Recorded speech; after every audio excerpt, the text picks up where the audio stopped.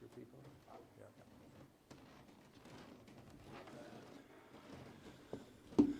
Today's panel is going to be different than the panels we've heard so far this week. Panels so far have been one of the highlights to me of this conference, but they've been opportunities to learn more about things we all agree should happen. Large science, better communication, new technologies. Today's panel is about an idea that may or may not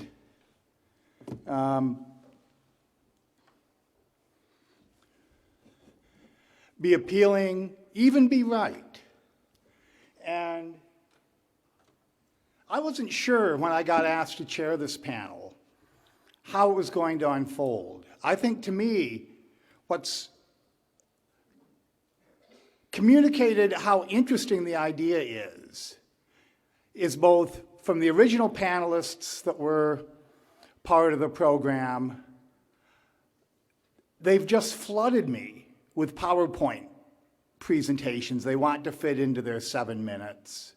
We lost, due in one case to illness and a second case to a travel complication, 2 panelists. How quickly I was able to recruit new panelists who immediately came up with equally insightful slides.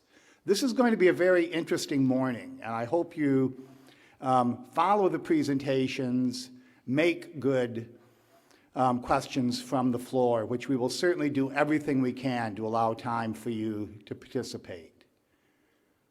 The panelists I have today, Jeppe Kolding will be the first. He's worked a long career largely in small-scale fisheries and comes at the issue of how to use our ocean to produce food from a sustainability and food security perspective. Gabriella, in addition of Bianca of FAO, has moved from science largely into management, implementing the ecosystem approach as an operational tool, not an abstract concept. And that's a different perspective on fisheries. Murray Rudd, a longtime fisheries economist who has moved very much into what should be the priorities for the research community about the use of the ocean and the economic and how big a priority is this, our new perspective. And particularly Shinichi Ito, who I only recruited 2 days ago to be on the panel as a initially physical oceanographer working on bottom-up modeling from the perspective of the basic productivity of the ocean. Is this a good way to use it or not? 4 very different perspectives on a new idea. Now, what is this new idea? Which way does it go? Doesn't go that way. Doesn't do that. Who knows how to use this? Because it's certainly not cooperating. Oh, this one. Okay.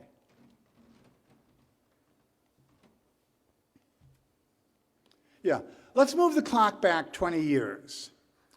And I use that as a benchmark because that was the fish stocks agreement, setting the baseline for how we were approaching the management of fisheries. It had a lot of concepts in the principles part of the agreement, many of which are often misrepresented or forgotten. Certainly it made maximum sustainable yield the benchmark, single species management, the main conceptual approach for conservation, for management of fisheries. But right in the principles and in many, many provisions of the fish stocks agreement, contrary to how it's often represented, it referenced ecosystem relationships among species, acknowledged biodiversity considerations important to management, acknowledged precaution as relevant, and it, from the principles and many provisions in it, underscored the development and use of selective fisheries as a foundation. These concepts have all evolved in 20 years.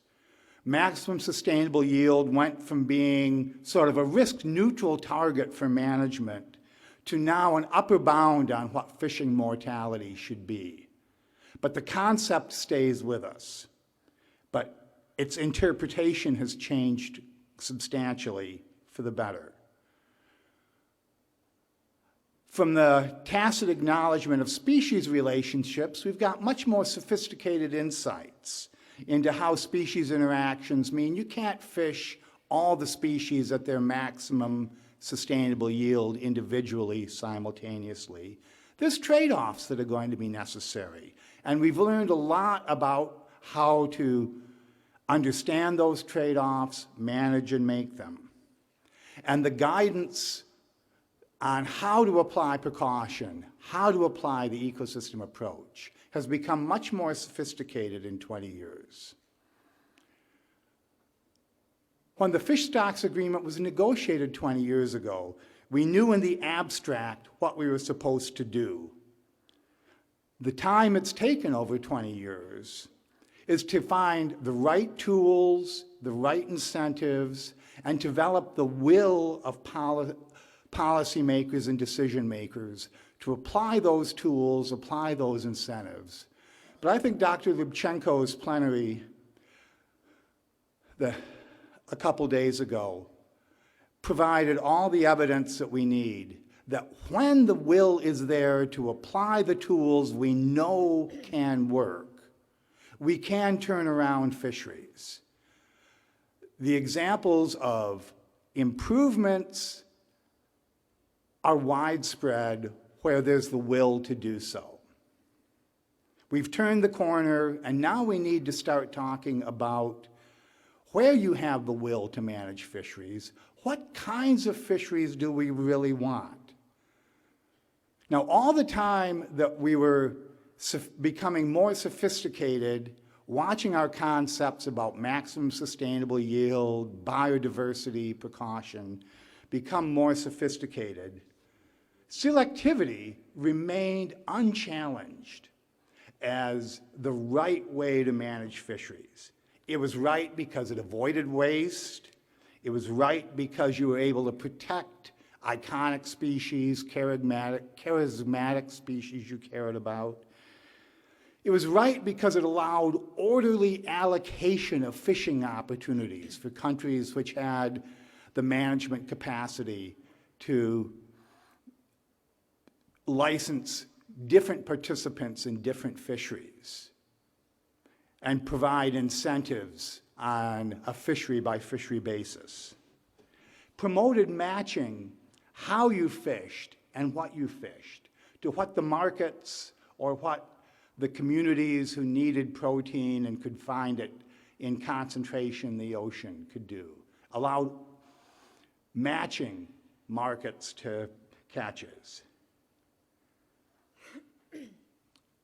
We're about to take that sacred cowfish and even challenge that.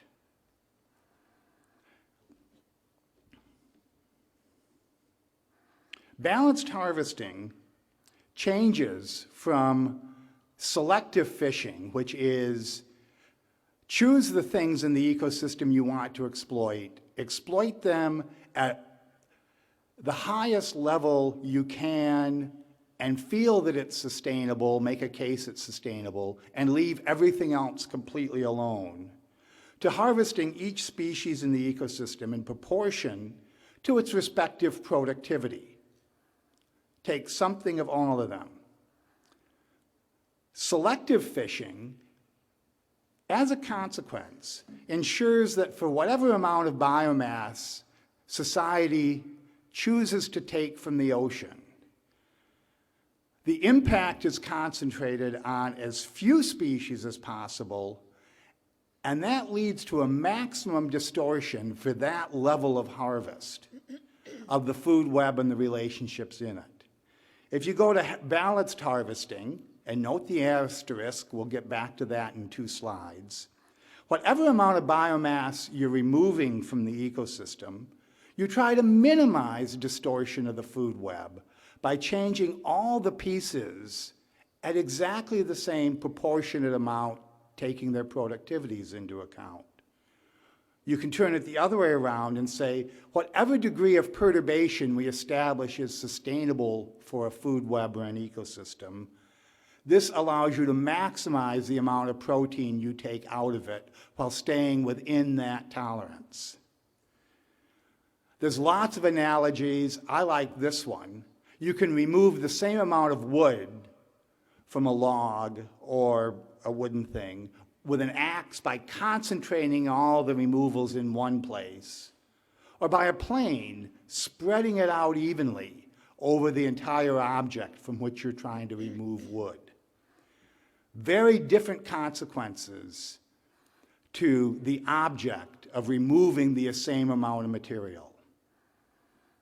Critics of balanced harvesting, which as Alita reminded us yesterday, appeared in the literature 2 years ago, were swift, and the criticisms have been on many fronts. It's not operational. You can't actually put the right mix of gears out and have them operate in a way that balances harvesting in practical terms. It means you have to know the productivity of everything in the ocean. That's an knowledge demand we can't meet, so why are we trying to base fisheries on something we can't do? Ecologically, it means you can fish well down into the food web, well down into the trophic pyramid, and that's risky because the upward consequences are more uncertain than we're willing to acknowledge. Economically, it would force harvesters to not just retain incidentally taken catch, no discards, but actually go out and target for low-value species that markets are not interested in taking in order to balance the productivity that you're taking from the whole system. And there's an ethical challenge, that it means you can harvest anything in proportion to its productivity. And that's a challenge for some people. The asterisk I said I'd get to,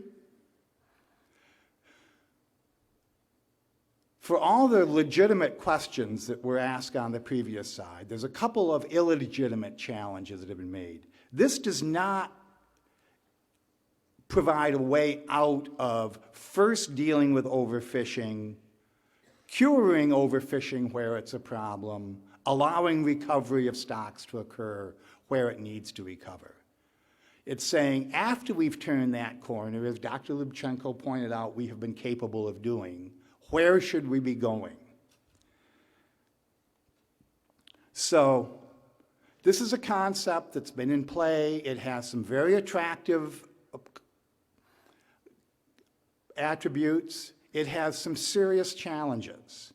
And which of these 2 perspectives is actually the one that's going to apply to balanced harvesting? The 4 people on our panel today will give 4 different perspectives on it, and then we hope from the floor there'll be more questions that we can discuss. So we'll start with Jeppe, who will present in an amazingly swift tour de force quite a number of slides on balanced harvesting. And he will be timed.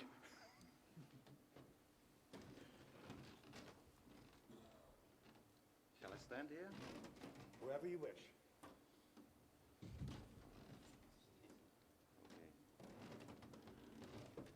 Okay, thank you very much, Jake. I have to be quick now. I'm looking at this from the nutritious aspect. I'm working a small-scale fishery, so what I'm really concerned about is in a way how to feed the world, because there's an awful lot of people out there. And there's also some paradoxes. I mean, we know that the oceans are contributing about half of the global biological production, and we only take about 2% out as human food. So in theory, there's a large part there that is unutilized.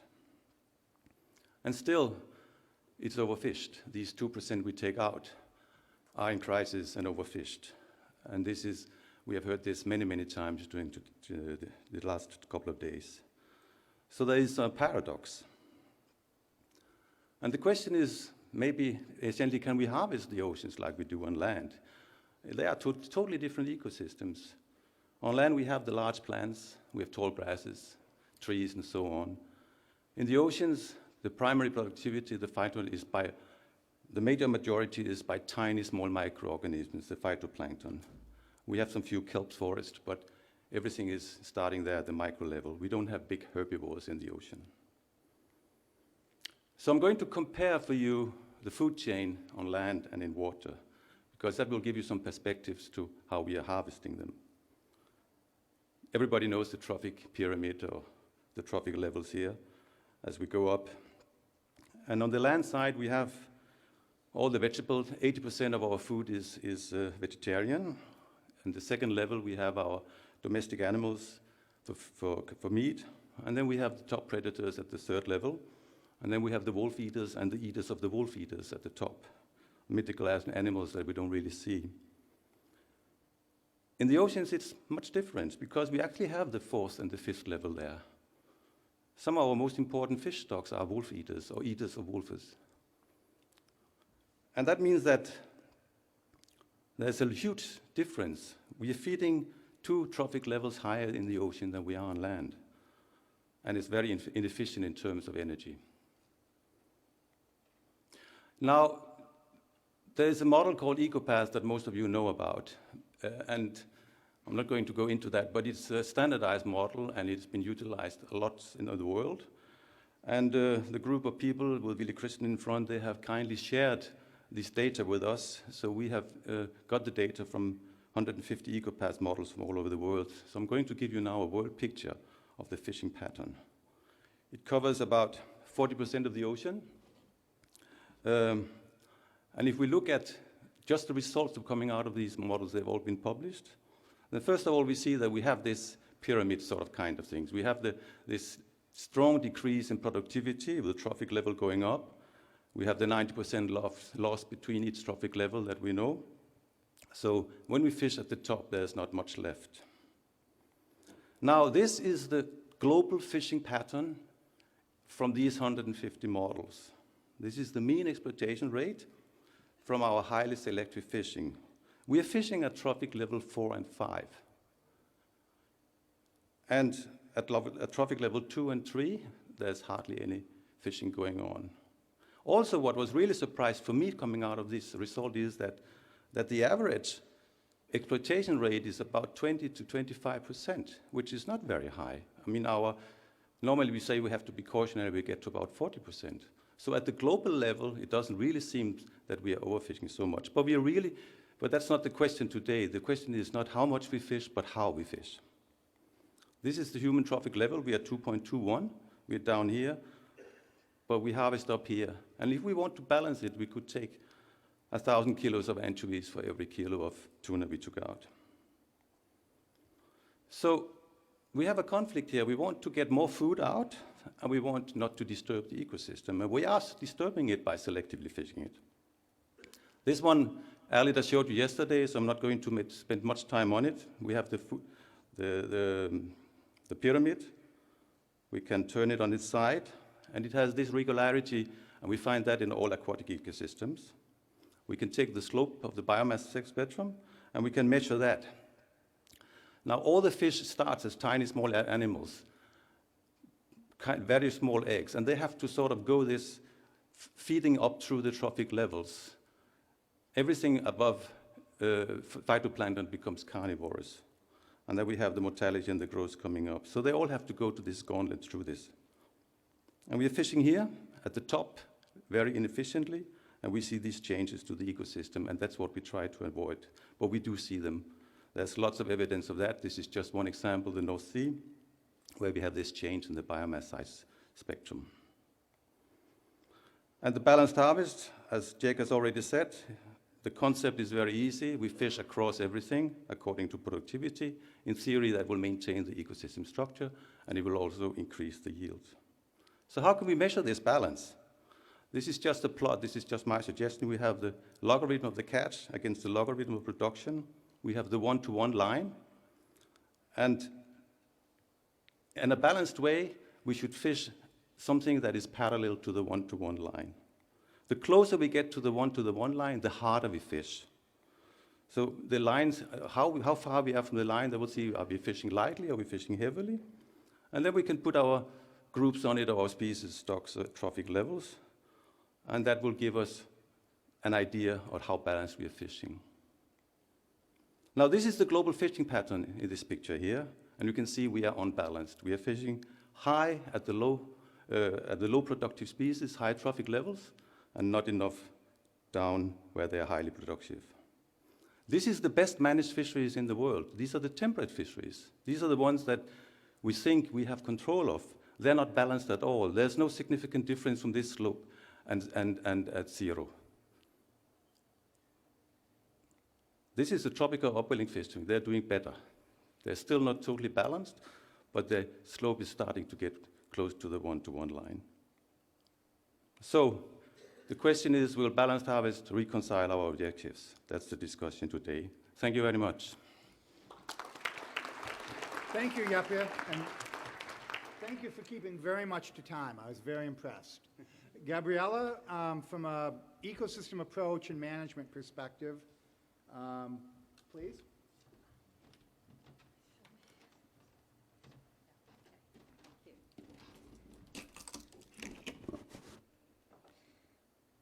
What a nice picture. Okay, thanks very much. Thanks very much. Actually, I will cover two main points from a fisheries management perspective. So see how the concept of balanced harvest actually fits within the ecosystem approach to fisheries, and some practical considerations in relation to management strategies to actually achieve a more balanced harvesting.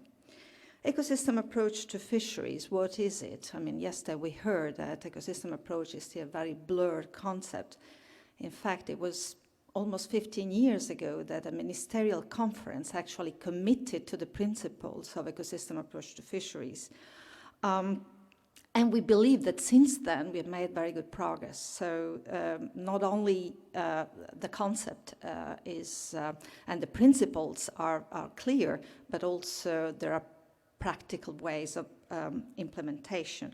But let me just say that the ecosystem approach to fisheries does broaden the scope of fisheries management to also include impacts of fisheries on biodiversity, habitats, and ecosystem structure and functioning. In this context, the concept of balanced harvest is really relevant. It could be a useful way of operationalizing the maintenance of ecosystem structure and functioning in relation to fisheries management. But let me also say that the ecosystem approach to fisheries is also more than that. It really promotes an integrated and participatory approach to fisheries management.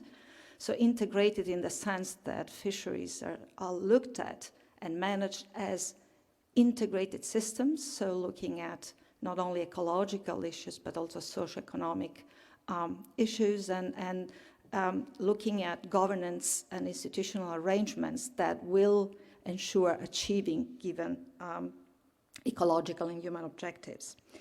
And the ecosystem approach to fisheries also integrates fisheries within broader ecosystem-based management, cross-sectoral management.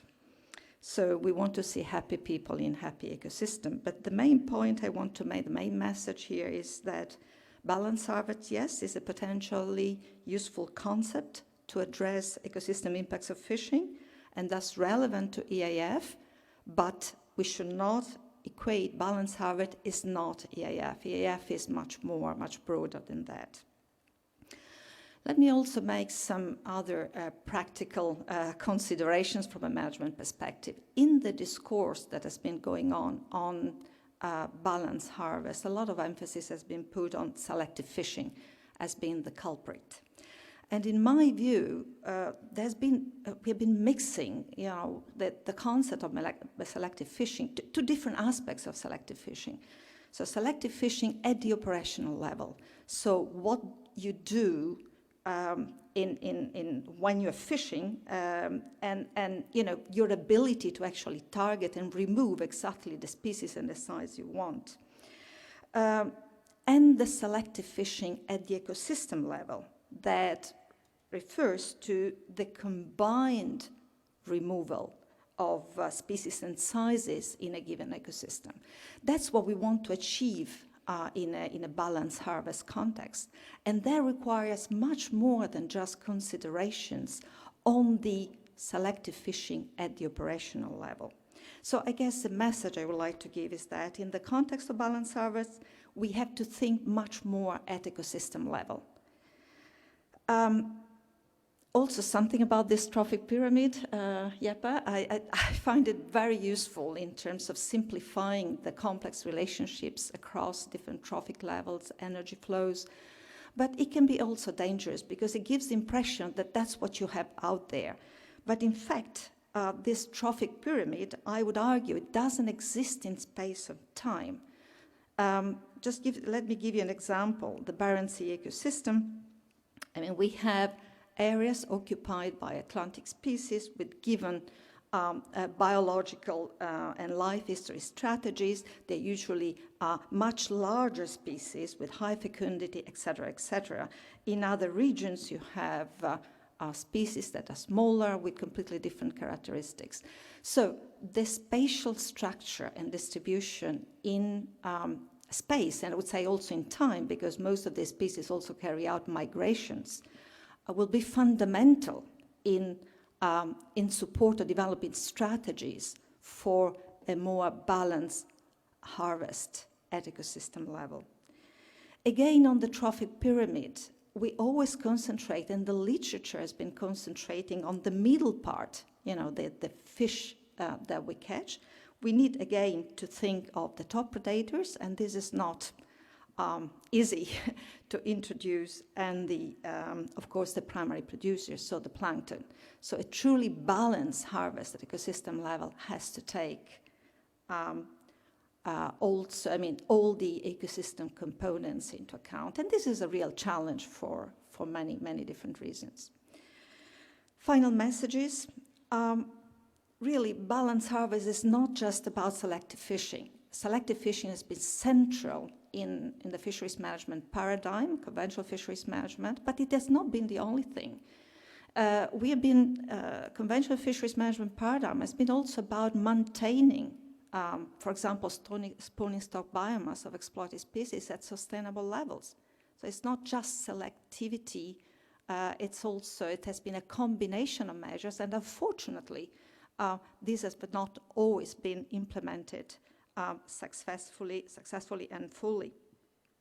For balanced harvest, we will require good knowledge, among others, on the distribution of species and sizes in space and time, so that we can allocate the fishing mortality accordingly.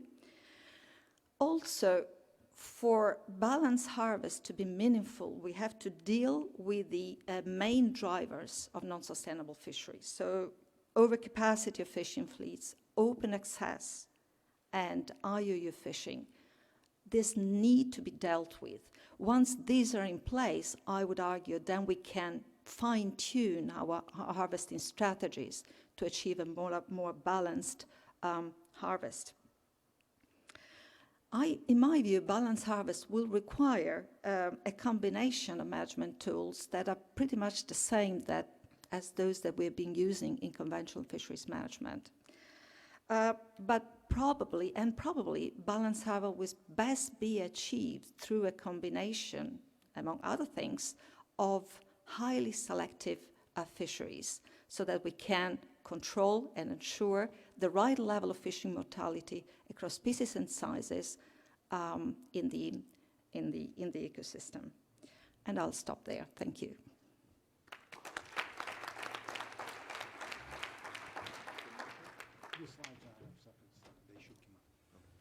And from an economic and more philosophical perspective, I'm very happy that Murray Rudd can join us. He's got a separate presentation, which I'm sure they'll load. Yeah, I'll just start off by saying I have three considerations or challenges from an economic perspective that I'll briefly talk about as this loads up. Normally I don't show equations in presentations, but I have my first slide when it does come actually has some equations. I'm interested in just trying to summarize what's going on, and if we look from a production economics perspective, so what happens from fishing operators and fishing fleets. We're going to get the slides? Oh. No, that's, yeah. This is the separate file that you were given. Okay. At any, oh, maybe we'll. Okay, as it loads. So production economics, it tells us that fishing industries or fishing operators make decisions on the prices of their inputs.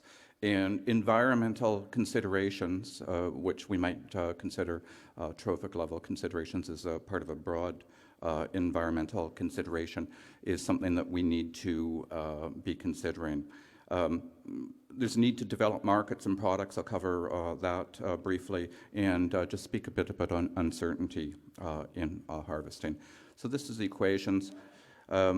We have some sort of output from fishing that is a function of its costed or priced inputs, as well as environment and capital. Fishers, especially industrial fishers, it's pretty safe to say that they're profit maximizers. And so we're looking at total value of landings minus the variable costs are really what we're interested in making decisions, our decision-making process in industrial fisheries. And profit maximization, for any particular input in the production process, we can look at the incremental increase or decrease in production as that costed input changes. And when we're dealing with market inputs of fuel and wages and things like that, the price of the good is actually what this value of marginal product is. When we consider the economics of fishing, I guess the first thing that I would like to say is that we need to have some sort of pricing for our environmental factors that enters into the fisher's production choice. So when they go out fishing, they will not be making major changes in their fishing strategy in favor of a more balanced harvesting sort of strategy, fishing strategy, unless we have some sort of price signals in there. It's unlikely that we're going to be able to go and regulate fishers to catch so much of one species, so much of another, so much of another. You start to get into enforcement problems, all sorts of complications.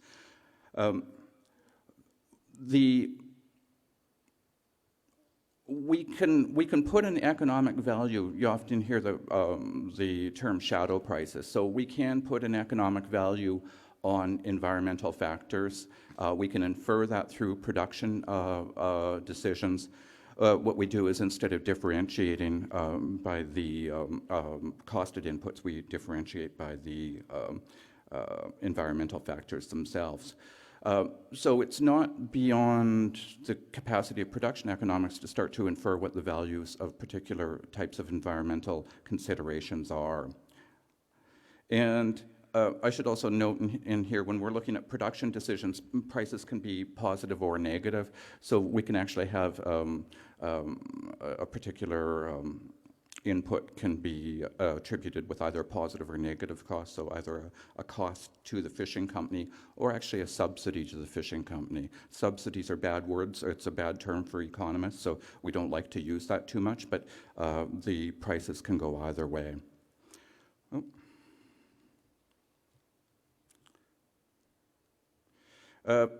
Second consideration from an economic perspective is this idea of the damage, basically, that unbalanced harvesting can do from a social perspective. So fishing that affects trophic levels, affects icon species, affects productivity, life support systems, affects ways of life, can have a social value. And what we have in economics is a strategy where we can potentially increase or align our private costs of fishing with our social cost of fishing by imposing taxes on them. And again, taxes are a word that fishers don't like, so there's different ways to frame that. But functionally, what we're wanting to do in a supply-demand situation is we're trying to increase the cost to fishing to bring the fishing supply curve in alignment with the social supply curve. And why that's potentially important from a balanced fishing perspective, from a governmental perspective, if you charge a tax, you can actually generate money that can be then used to finance alternative measures. If you set a quota on something, basically the producers capture all the profit in there. So what we have when we were taxing particular types of fish, we can generate revenue that then can be used to support other measures for balanced fishing. And very quick illustration, we may be able to tax luxury items. We saw a picture here in one of the sessions the other day of a $1.7 million a single bluefin tuna. Tremendous value for this species as it gets rarer. Is it possible to tax these luxury species, sin tax as we call them in the West sometimes, put a sin tax on very expensive species, very desirable species, and then use that revenue to encourage measures that will support targeting on on fish that aren't really targets now. And there's two ways to do that, and both of these options that we have vary in their the cost of governance, the cost of management. So there's some considerations here.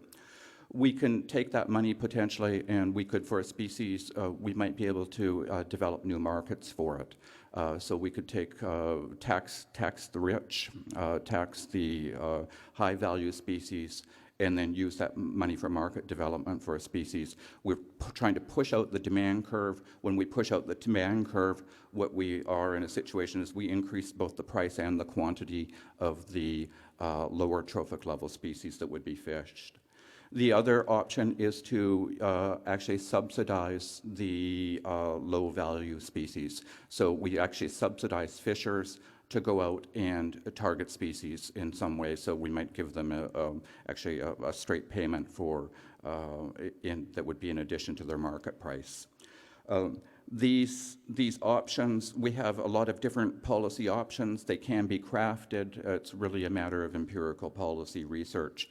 But we have multiple ways to get at promoting the fishing of non-species or non-target species. Now, the last thing I wanted to cover, this is actually derived from climate change economists. When we have a tremendous amount of uncertainty in our situation, how do we actually set targets for mitigation? What we're looking at here on this x-axis is the quality of, or the quantity of abatement. So how much effort do we go and we put into solving this balanced harvesting problem? And what we can probably say is that when understanding the cost of fishing industry is probably relatively straightforward compared to understanding the social cost of fishing. We might be able to think of some sort of a normal distribution within these bounds even. And when we have a relatively low marginal social benefit of balanced harvesting. So there's not really broader social issues aren't that important, or there's a relatively low economic value to them. What we would see is if we go from high cost abatement basically to low cost abatement, we're pushing out the amount of the abatement that we would actually engage in. So the cheaper it gets to avoid the cheaper it is to engage in balanced harvesting strategies, the more we'll see of it. Now, the challenge is out on the social side. This is the realm of environmental economics. We have huge amounts of uncertainty when we're dealing with the these lower trophic level species. What do they contribute to social well-being overall? So it takes us into the world of ecosystem services, environmental valuation. And we have a very, very large bound on sort of upper and lower bound on these costs. We know that they're there. We don't understand necessarily what they are. And we probably don't have a normal distribution. We might think of that gap having a log normal distribution, maybe even some sort of power law. There might be some fat tails in there. So we're in a situation, there's a huge amount of uncertainty. And what does that mean? It means we have a broad spectrum of abatement strategies that we need to narrow down. So we need policy research, we need economic research that helps to quantify these uncertainties and help move us to value the environment in ways that reflect the true social cost of adverse fishing strategies. And then we need to move probably in some sort of market-oriented means towards setting up structures that would get us more to where we want to be for balanced harvesting. I said subsidies and taxes are bad words. We have a lot of experience right now internationally in payment for ecosystem service strategies. That's probably what we're looking at for encouraging some sort of balanced harvesting strategy. Thank you, Murray.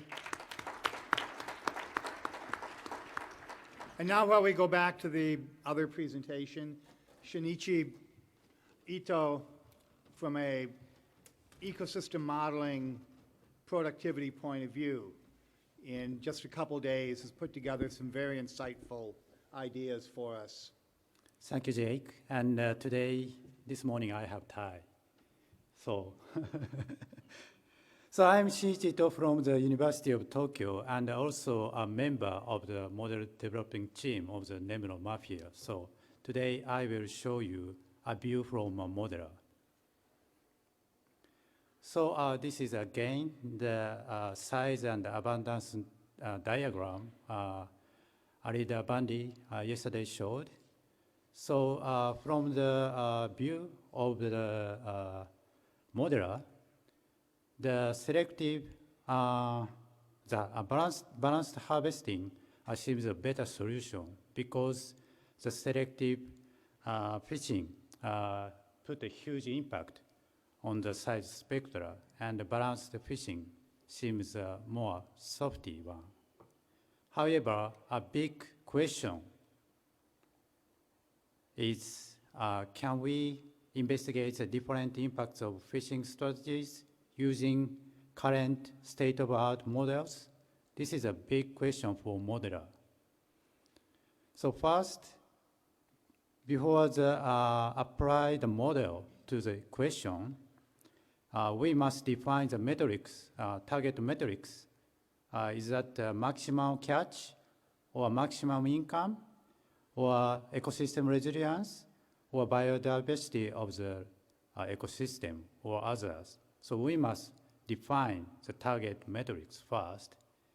And also another challenge is we must define the scenario of the multiple stressors, not only fishing pressure, but also we must think about the other human impacts like land usage, coastal usage, or marine pollutions, and also climate change and climate variability, also important issues. So we must define before applying the model. And also additional challenge is a model reality. So nowadays, many people developed very integrated, very complex models. However, model skill assessment is still difficult to conduct because the data is still sparse in both in time and space. So what we can do now is model intercomparison and increase our understanding of the ecosystem by model comparisons. And we hold a workshop on comparison of size-based and species-based ecosystem model in the last PICES meeting. And the basic idea is a comparison between the size-based and the species-based model. But at the workshop, we found a variety of the models. And there is a very, a lot of models between these typical two models. So model comparison seems very important issues. Oh, sorry, the group photo was gone, but Arida Bandi is also attending this meeting. And here is several highlights from the workshop.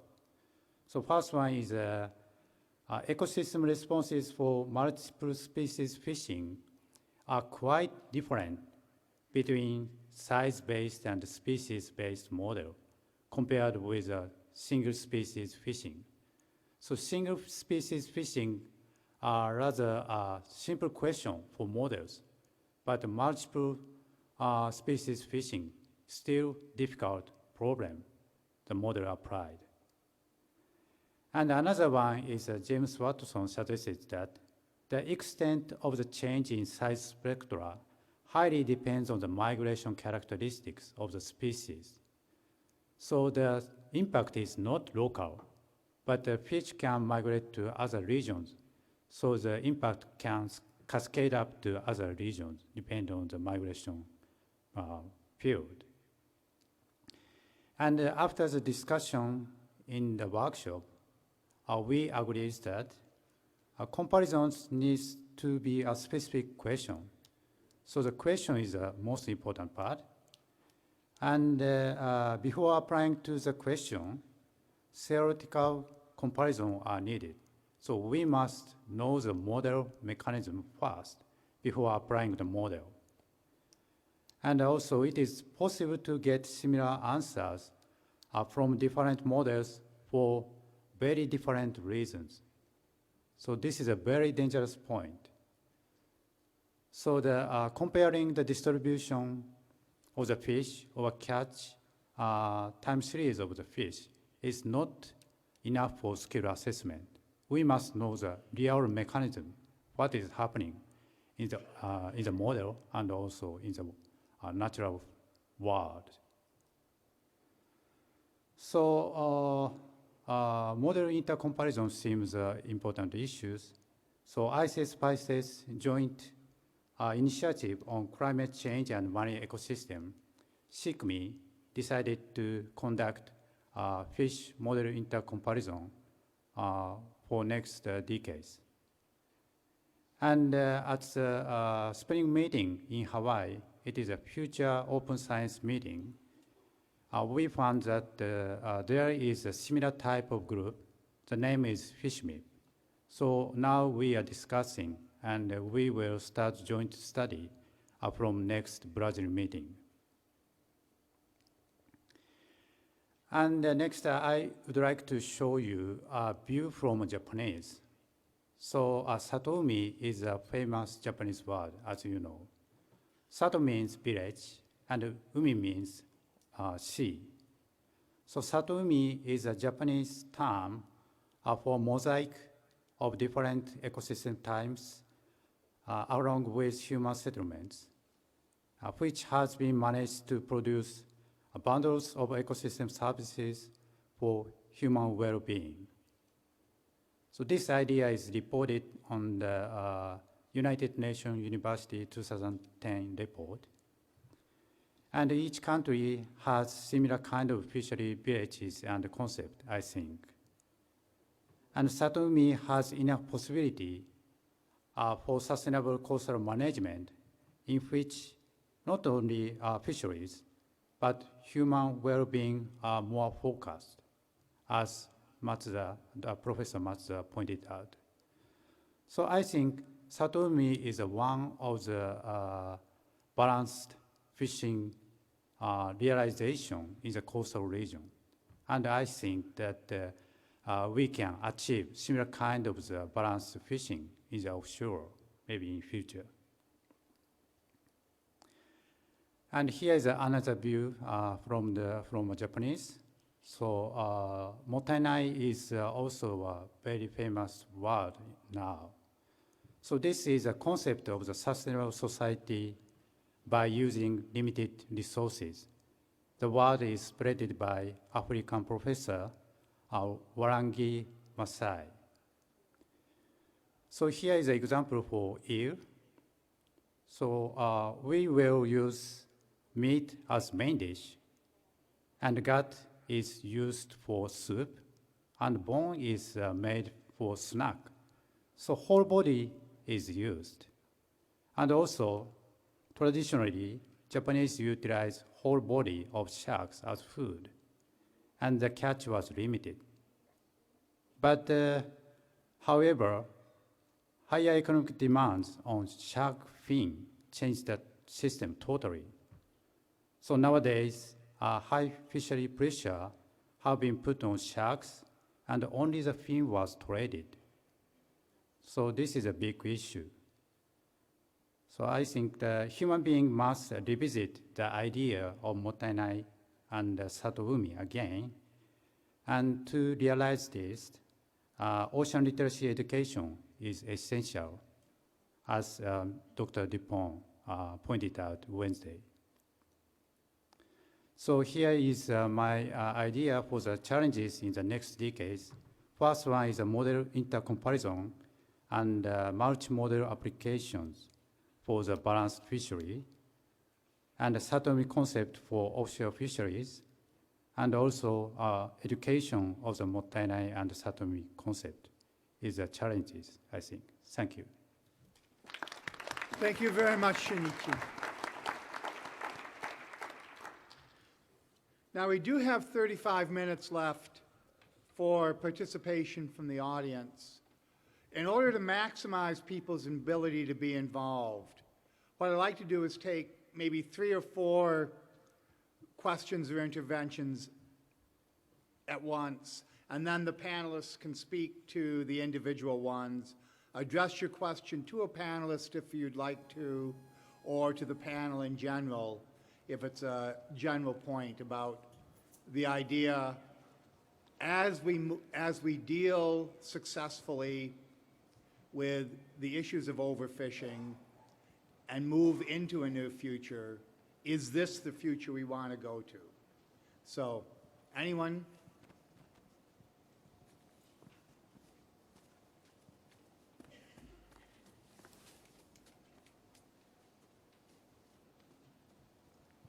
Thank you. Yeah, good morning.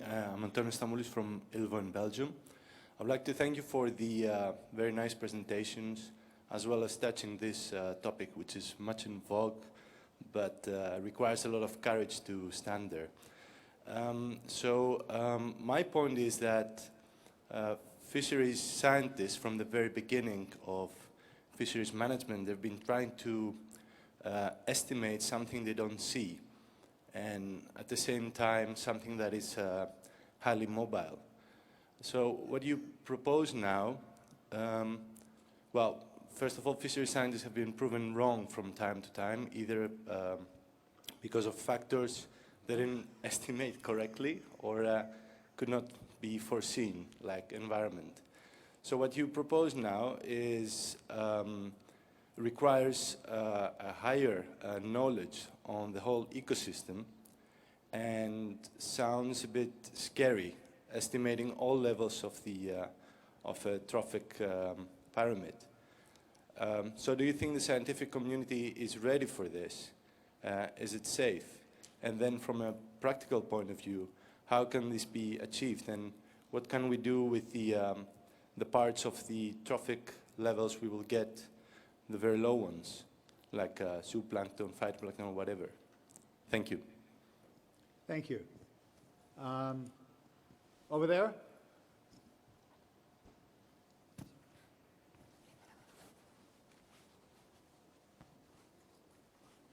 Okay, thank you. I mean, what I have understood from the presentations is we have plenty of fish, and we are worried about how to fish them, I mean, selective or balanced or whatever. But that's a part of the story, I think. But there is also one part of the story. In many coastal and semi-enclosed systems have collapsed fishery. So an important issue is the recovery. How do we, I mean, we don't have such kinds of issues. Say Black Sea again. Small anchovy is the top predator. You have nothing, you don't have anything else. So I think from you experts, we would like to hear what kinds of recovery efforts can be implemented for such kinds of collapsed ecosystems. Great. And there was a question. Yes. Yeah, David Vanosweg, Dalhousie University. Kind of follows up on the other question. We heard some discussion about relationship to the ecosystem approach of balanced harvesting, but what about precautionary approach? And what's the relationship of precaution to balanced harvesting? I haven't heard any discussion of that. Seems a very interesting question. It is. We've got three good questions that have been posed. We'll go down the panel from Yepa across. One of them on simply the knowledge demands and practicality of knowing how much of what to harvest. The issue of how do we recover systems that are so badly distorted that we're not even ready to talk about anything but recovery. And then David's issue of if we're not, what kinds of tools do we use to ensure we're adequately risk averse, apply precaution in this balanced harvesting world? Yepa, you want to tackle any of those? Yes, thank you. Is this on? Can you hear me? Okay. Estimate what we cannot see, or is it safe? I mean, actually we see more and more. I mean, we are getting better and better at seeing and estimating, and we are developing it all the time. But is it safe? I think it's safe because where I'm working in small-scale fisheries, people are to a large degree already fishing balanced because they cannot afford to do anything else. It's like in Japan, if you have limited food, you utilize everything you can. And what we see from these fisheries is that they are relatively high yielding and they are sustainable, very sustainable. And the sataumi that you presented from the Japanese, if you go to a Japanese fish market, you can get almost anything there, and they have done it for centuries. So why shouldn't it be safe? I think it's the Western world that is very, what we call selective in our eating habits. The collapsed fishery is another story. I mean, we're not talking about how much to fish, we're talking about how to fish. If we are fishing too much, it's always a problem. So of course we have to restore and rebuild collapsed fisheries, and that is nothing to do with balanced harvest. I mean, that comes afterwards, as Jake also said. On the last question, the precaution, well, for me, balanced harvest is precaution. It's simple as that.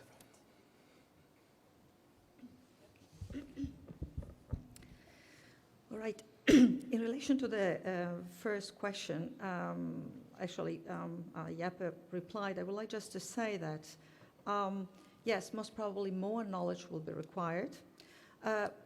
You asked, what about the other trophic levels? And from what we see, at least globally from the FAO perspective, we see a growing interest of harvesting about anything. So a bit, Yepa, you said in Japan, they're doing it in the Western world, we are more selective. I think we are becoming less and less selective. There is a huge interest to harvest lower trophic levels. Krill in the Antarctic is already going on.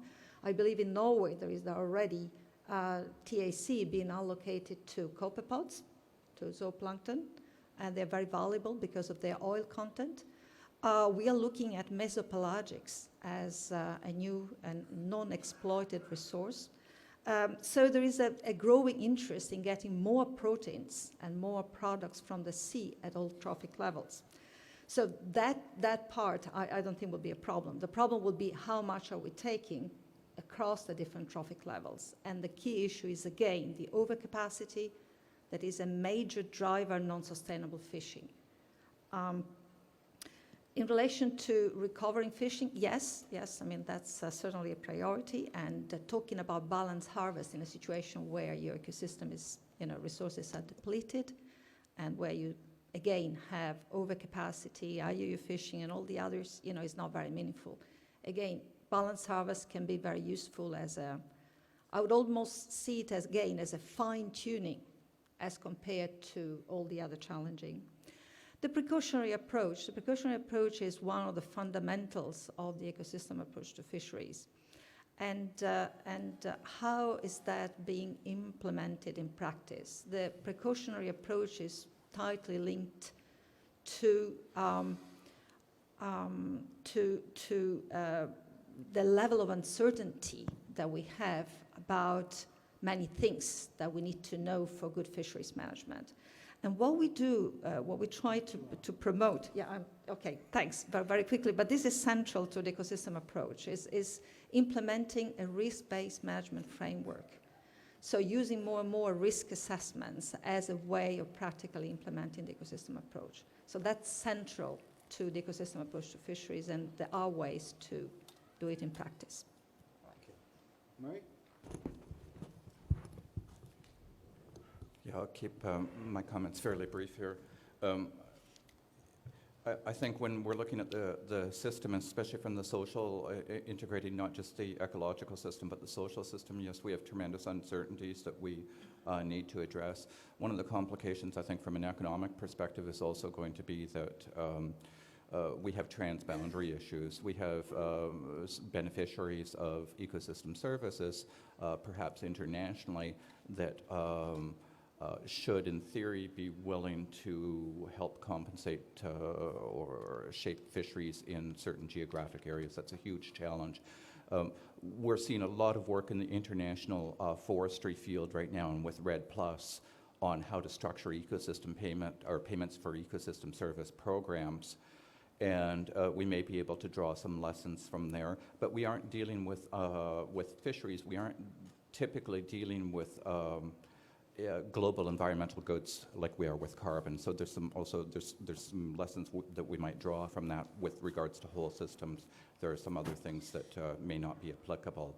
With regards to the precautionary approach in risk assessment, there's some really interesting new things going on in the risk assessment field. There's ensemble modeling where we look to model many scenarios of the future and then identify strategies that minimize regret across that wide variety of policy, set of policy options we have.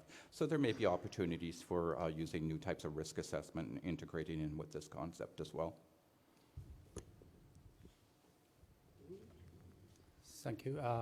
For the first question, I think that it is important to investigate the flow, energy flow within the ecosystem. But it is difficult to observe, monitor the energy flow. So that the better solution is to collect the very wide areas time series using the new techniques like new robots, gliders, and others to monitor the whole system is a better idea, I think. And for the collapsed systems recovery, I think it is also I agree that the simple answer is a marine protected area, so we must stop the fishing is a better solution. And for the precautionary approach, it is important. But again, as I mentioned, the many model has uncertainties, so the model intercomparison is important. And also, we must show how the model is not good at this current. For all the policymaker is an important issues, I think. Thank you. And I can't resist intervening on a couple of the questions as well. People who know me know that they should expect this. Particularly Dr. van der Zweig's question about the application of precaution. Large-scale fisheries have converged on some variant of harvest control rules as their way of applying precaution. And without going into details, I'm quite optimistic that we can develop harvest control rules that apply to size-based or balanced harvesting as readily as we can to the current highly selective harvesting things. What mystifies me is how we are going to solve the mixed fishery problem to get after you have a family of harvest control rules in place. how to apply them collectively in a way that the outcome is balanced, even though each of the individual pieces of it has adequate precaution. And with regard to the recovery of collapsed systems, that, as a couple of the other people have said, is outside the domain of balanced harvesting. The field of resilience studies is beginning to move into the marine world as well. And although things like marine protected areas are a part of it, if these collapsed systems have stabilized into a new configuration where it could be the large predators that exerted a great deal of top-down control on system dynamics no longer have a functional role because of their depletion. It actually takes active intervention, not just protection, to get them out of it. And it's extremely complex. It's a new area, and it would be a very interesting panel to have at the next one of these, soon I hope than 10 years. We do have time for at least one or two more rounds of questions, if there are any. Yeah. Thank you. Still Osmund Bjordal from Norway. I discussed this with Jeppe over many years, and I still am not very convinced about the concept of balanced harvest. But when I asked the Norwegian fishing vessel owner about his opinion on this, he said, "It's fine with me if somebody will pay." And that relates also to the introduction here on the fisheries economy. But I think what's important is Jeppe's point of departure. Why do we only utilize 2% of the bioproduction in the sea for human consumption, either directly or indirectly? And I think that has to be addressed. The lowest fruit to pick, although, is something called bycatch and discard in the world fisheries. The total world catch is around 80 million tons, and bycatch around 20 million tons. And that would be the first approach, for instance, to take care of everything that's caught in tropical shrimp fisheries, stuff like that, because we see a trend now for higher demand for marine protein, for marine oils, and that's exactly what those 20 million tons that are discarded annually, that's what it is. And I think this trend has started, and I think this will be the first movement towards a balanced harvesting of the ocean. Yeah, go ahead. Kim Juniper at the University of Victoria. I would just like to do another take on the previous question, but I would like to begin by congratulating the panel on the wonderful breadth that they brought to this question. Among the measures that are being considered to implement balanced harvesting, we've heard economic incentives, more selective gear, and I'm wondering whether or not there's also consideration being given to valuing bycatch, as just being pointed out. It's happening, it's very practical, it doesn't necessarily involve bringing change to the fishing industry. Bycatch, not just for food, but has been pointed out for the growing nutraceutical industry that's using fish skins, fish oils, for everything from cosmetics to dietary supplements. Thank you, Kim. The lights are a little blinding, so if the... over there? Okay. I haven't heard the public mentioned at all. Of course, they're the essential driver in all of this. They will determine whether this works or not by their consumption patterns. So we come back again to education and communication, not mentioned by the panel at all. So I think these last questions are all of a piece, and I think they actually are the most practical thing I've heard all day. Although I welcome all this, I think it's terrific. But I think that if we could simply work with what we already have in hand, and then it would demonstrate the value of this without all the errors built into the modeling and all the rest of it. Thank you. Over there's one more. My name is Per Butch. I'm a marine geologist, so outside of the major disciplines here, but I've never heard a direct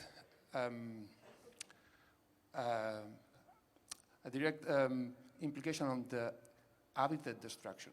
So the type of gear that is used currently, how they modify the environment. If you modify the environment, that area is not productive anymore as it was before. So, and I think this is something that it's overlooked many times. So you're talking about the stocks, the productive chain, but what about the environment? If you change the environment, that production is gone.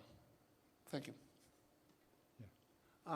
We've got 4 questions now, so I'll start actually on the opposite side this time. If any of the panelists want to speak to the issue of either dealing with better use of the underutilized parts of existing catches, the public perception, communication, education, outreach component of it, and this issue of there's more ecosystem effects than just distorting or not the trophic level, and what part do they play in the future? So I'd like to answer to the bycatch values, so that as you know that there are variety of the fishing gears, so the combination of the fishing gear can make some balanced fishing effort, I think, so that the issue is economic demand. Sometimes economic demands similar type, similar size of the fish. Or like a Japanese market need 33 centimeters Pacific sole. Very exactly, the fisherman must keep the size, similar size fish in the same box.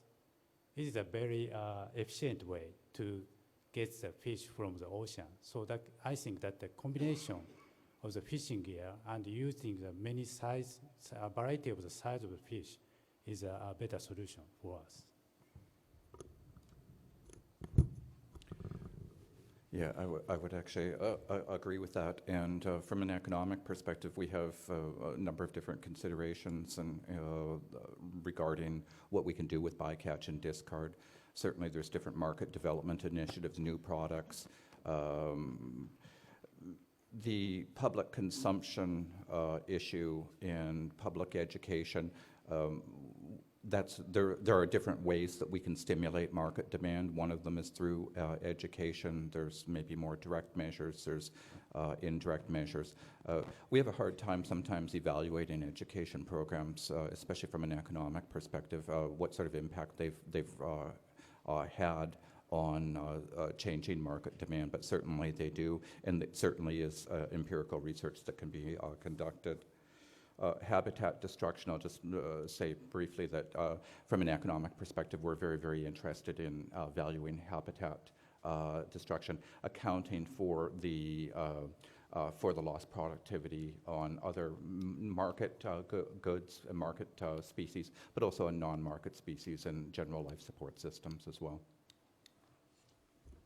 I would like to make a comment, I guess more related to the first question. And if we talk about optimizing in relation to food from the oceans, we will need about 50 million tons more of, let's say, fish or from the oceans by 2050. And based on expectations, the human population will be then by about 9 billion.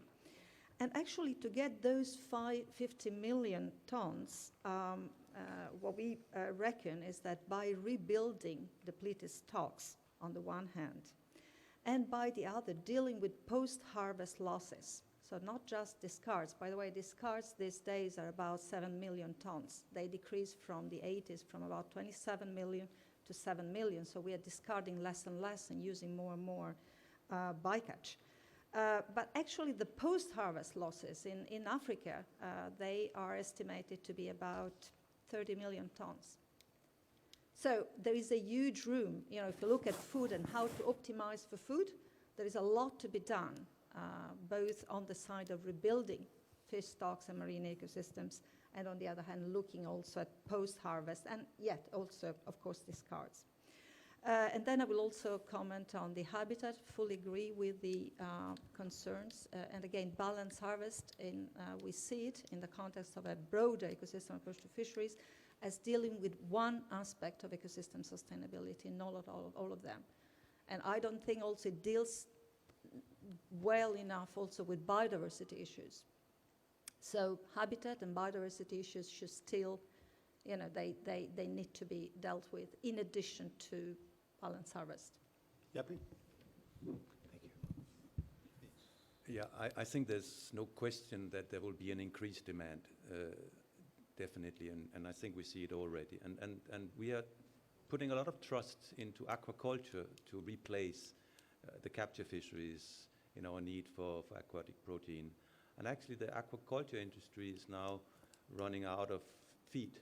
I mean, the biggest constraint now for aquaculture is the feed production. So they're very interested in trying to get more protein out from lower trophic levels. So even if we are not going to eat it ourselves directly, which we could if we wanted to, it's a consumer question, then there will be a huge increased demand in the future for zooplankton, krill, lower trophic levels. And I think it's sustainable. I cannot see why it is not. Okay, we can model it and we can do a lot of things, but as long as we are only taking about 2% out and they're producing half the biological production in the world, I think there should be some potential. On the environmental issue, again, I mean, of course, if you destroy an environment, you do damage that you shouldn't do. And again, I think it's a little bit outside balanced harvest because it's not, again, to destroy environments or to overfish. It is to fish sustainable within limits, of course, but in a different way than we do right now. I have big belief in consumers, by the way. I think that we can, I mean, if we have this preference at the moment for high trophic level species, I think the consumers can very easily change that in a very short time if we go out and say, now maybe we should change our feeding habits a bit also. Thank you. Just speaking to that one question, which didn't get picked up as much as some of the others, I'll tell a personal story.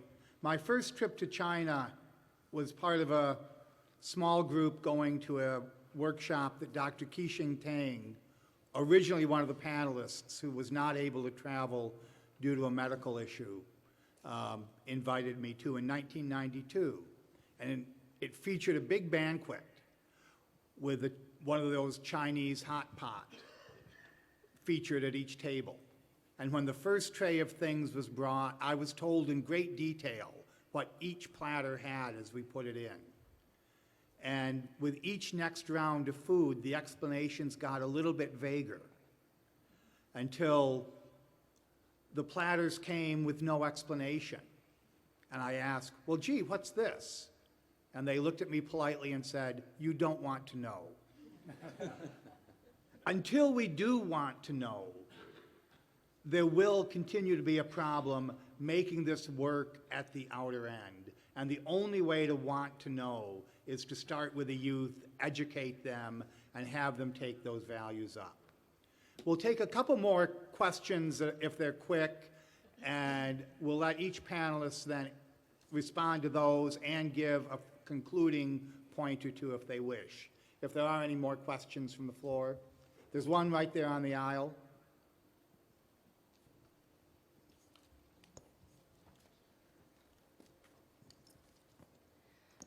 Somebody asked something about Black Sea, and I presume that it is from Turkey. I am from Romania, and I could say that Danube, it carry transfer and transport waters from more than half of European waters. And if we have Danube Delta, is not enough functioning like a filter because pollution is very great. And it is not enough that Romania to be the only one country in the Black Sea to have a law for integrated management of coastal zone and to nominate all maritime protected areas. because it is necessary to put together on table all information from all countries of the Danube Basin. And even we have traditional scientific relation and partnerships with other countries. It's difficult today to put in discussion political representative from Ukraine, Russia, Georgia, Turkey, Romania, to take measures to stop pollution. But I could say that... Please. Okay, I could say that Turkey is very lucky compared with our country, because we have only Black Sea and only Danube, and they have another seas. And we had in the last 2 years one very important project in the program, Black Sea Joint Operational Program, and for the first time we put together the tools, instruments... Quickly, please. Okay. A question for the panel? A question is that there are solutions, even this is a very small sea, but we must discuss, we must take decision regarding marine fleet, for example, because Turkey have more than 4 times than the capacity of fish stocks recovery. So, I have not question. I had only comments regarding this, and our example could be very good for others, I suppose. Thank you very much. Anyone else? Yeah.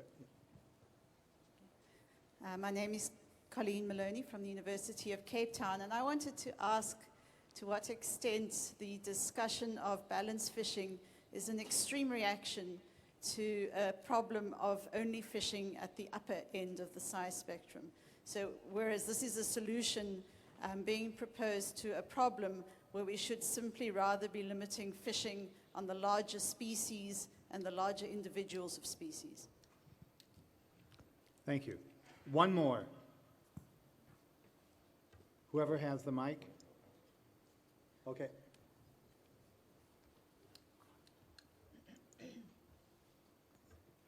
Thank you. Yes, hello, and thank you for some very interesting presentations this morning.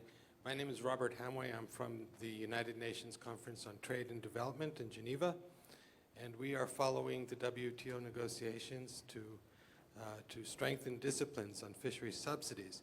We see little progress in these negotiations over 12 years, and we're wondering how does the scientific fisheries community feel they can better communicate some of the urgency of these problems to the negotiating community within their respective governments? And that would be my question. Excellent question. And because the last question was about economics and other things, I'll start with Murray, and each of the panelists can respond to the questions or commentary we had about the importance of international cooperation and its difficulty, and let them give any final concluding observation they wish. So Murray? Actually, I didn't view that as an economic question. I viewed that as a science communication question. And this is not a core area that I work in. I would say, based on what we've seen in some other areas, that some sort of scientific consensus eventually will be quite important for the scientists to bring forward in support to the policymakers. And I suppose that this meeting is one piece of that puzzle. But I would like to suggest that seeing a higher level of consensus about what needs to be done from the and having that brought forward by some fairly senior scientists to their national governments would be a good way to start on that. Shinichi? So the Corinne's question, which one? Any of them, Okay. Or just a concluding statement if you wish to. Okay. So I think that for the Corinne's question, so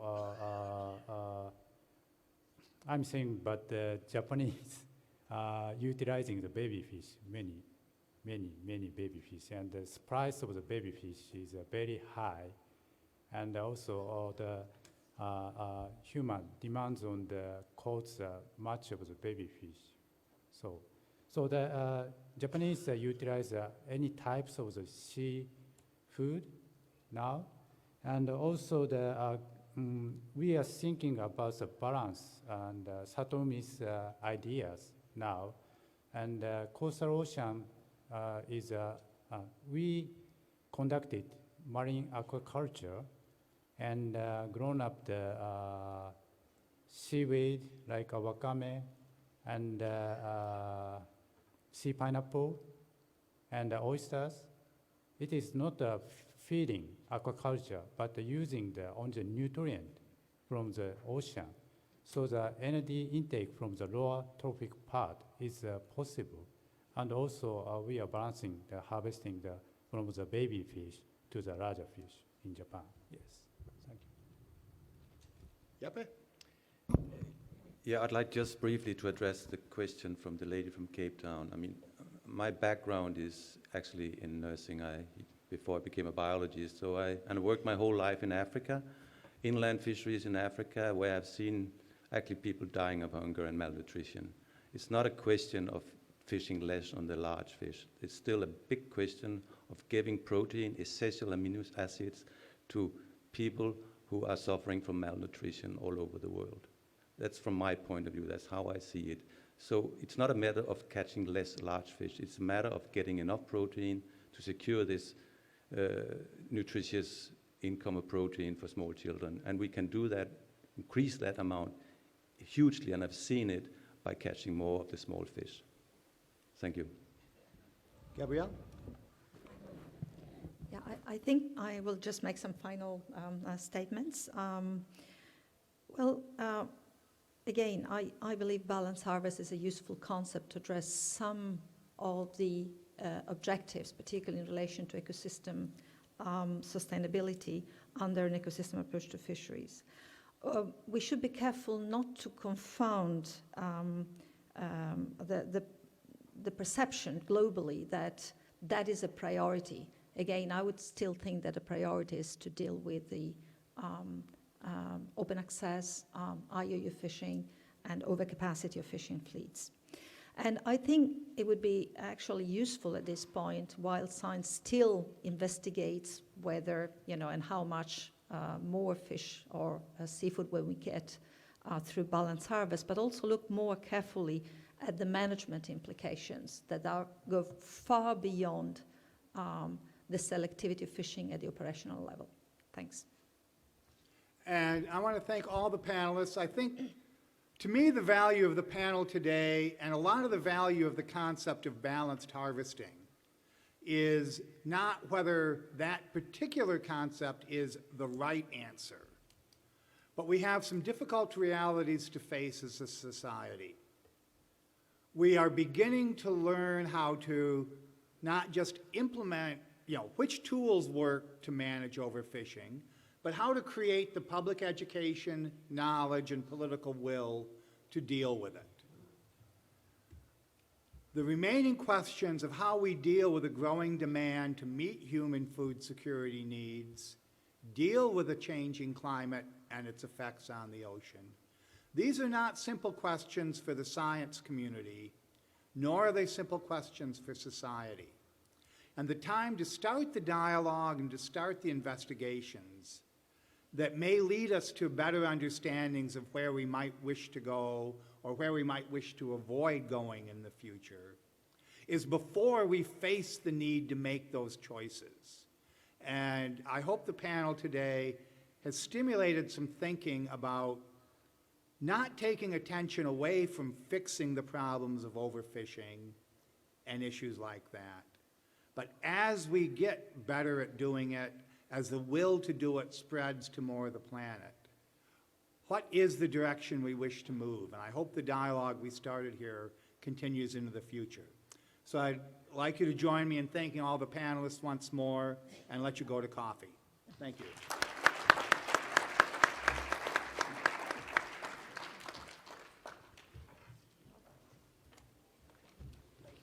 Давай, сэр.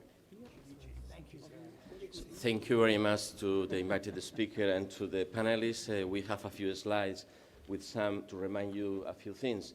Yesterday we have the pleasure